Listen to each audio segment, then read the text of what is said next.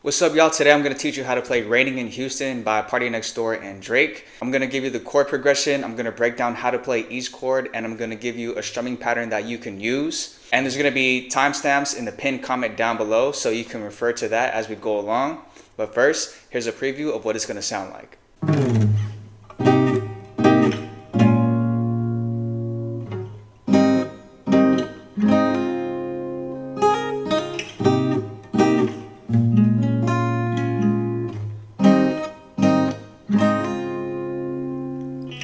Friday night I'm out with the guys.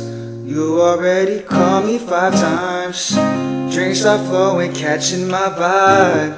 Blue bubbles are blowing up my line.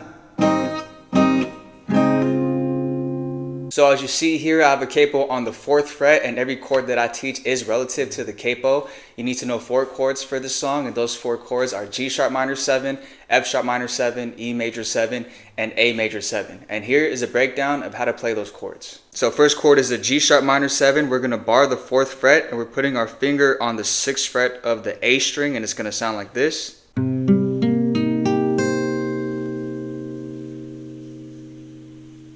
Next chord is an F sharp minor 7, so we're going to do the same chord shape, but we're going to bar the 2nd fret, and we're putting our finger on the 4th fret of the A string, and it's going to sound like this.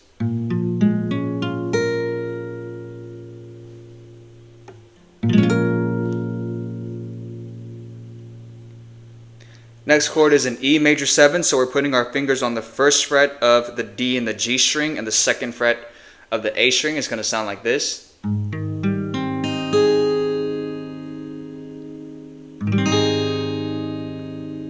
And that last chord is A major 7, so we're going to put our fingers on the 1st fret of the G string and the 2nd fret of the D and the B string, and it's going to sound like this.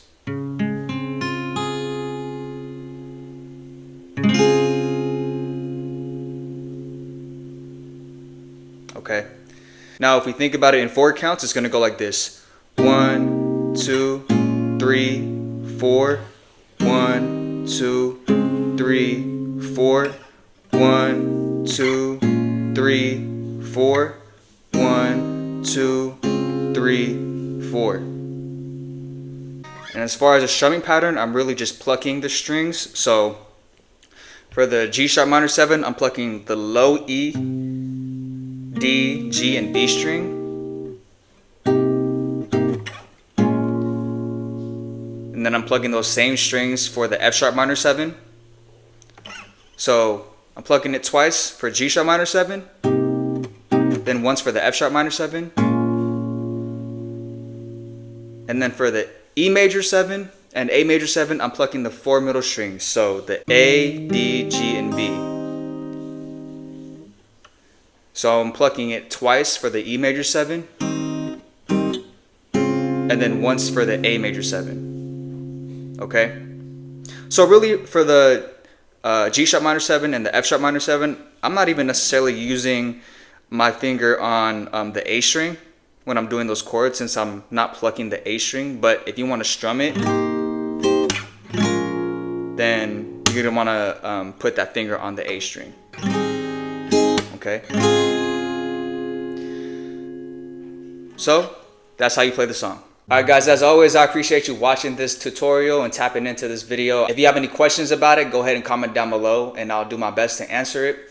Also, while you're here, please go ahead and follow my other social media pages. I have TikTok and Instagram. Those links are going to be down in the pinned comment below. Please go ahead and consider subscribing to my YouTube channel if you want more videos like this and you like the content. And right now there's a video popping up on your screen. Go ahead and click that tutorial. Check that one out. And I'll see you guys on the next video.